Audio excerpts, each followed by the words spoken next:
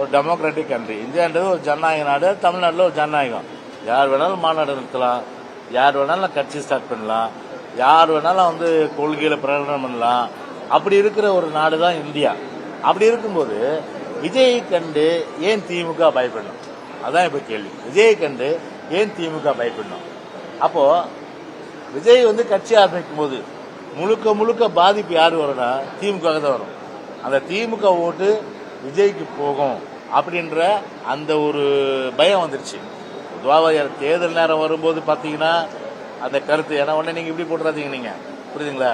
அப்ப வந்து நான் சொல்றதை வச்சு நான் சொல்ல வருதுன்னா அவங்களுடைய எண்ணம், டிஎம்கே கருத்துன்றது அந்த ஓட்டை வந்து நமக்கு வந்து பாத்தீங்கன்னா நம்ம ஓட்டை போயிட்டு இந்த நியூட்ரல் ஓட்டு திமுக போடுற ஓட்டு, திமுக ஓட்டா இருந்தாலும் சரி, அவங்கள பொறுத்தவரையில தேர்தல் வரும்போது எப்படி பார்ப்பாங்கன்னா தன்னுடைய வாக்குகளை வந்து வீணடிக்க மாட்டாங்க. அந்த வாக்குகள் வந்து ஒரு ஆட்சி பிடிக்கல, ஒரு ஆட்சிக்கு எதிராக போடணும். அப்ப ஆட்சி எந்த கட்சி ஆளுது? அப்ப திமுக ஆளுது. அப்ப திமுகவுக்கு மாற்று எப்போ? அண்ணா திமுக. அப்ப அண்ணா திமுகவுக்கு போட்டா தான் திமுக ஒழிக்க முடியும் அப்படின்ற அடிப்படையில் அப்போ திமுக எதிர்ப்பு வாக்குகள் வந்து அண்ணா திமுகவுக்கு தான் வரும். எனவே இது வந்து ஒரு அடிப்படையான விஷயம்.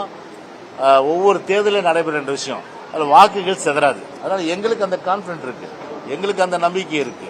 திமுக மேல கோபம் கொண்டவர்கள், திமுகவிலே இருக்கின்ற திமுக மீது கோபம் கொண்டவர்கள் எல்லோருமே வந்து 2026 சட்டமன்ற தேர்தலை பொறுத்தவரை அண்ணா திமுக தான் வாக்களிப்பார்கள். ஏன்னா அண்ணா திமுக தான் ஆட்சிக்கு வரும்னு நினைப்பாங்க.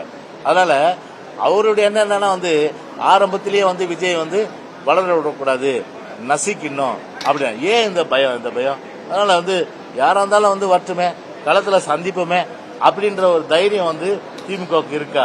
இல்ல. ஒரு அமைச்சர் வர்றதுக்கு வந்து ஒரு ஸ்கூலே வந்து லீவ் விடுறதுன்றது ஒரு கேலி கூத்தாருது. பள்ளி கல்வித்துறை ஒண்ணு இருக்குதானே ஒண்ணு தெரியல. இன்னைக்கு வந்து பிரைம் மினிஸ்டர் ஷீன்னு சொல்லிட்டு ஒரு ப்ரோக்ராம், அது திட்டம். அந்த திட்டத்தில் வந்து முதல்ல பிப்ரவரி மாதம் போய் கையெழுத்து போட்டுட்டு இப்போ வந்து அந்த திட்டத்தை எதிர்க்கிறாங்க.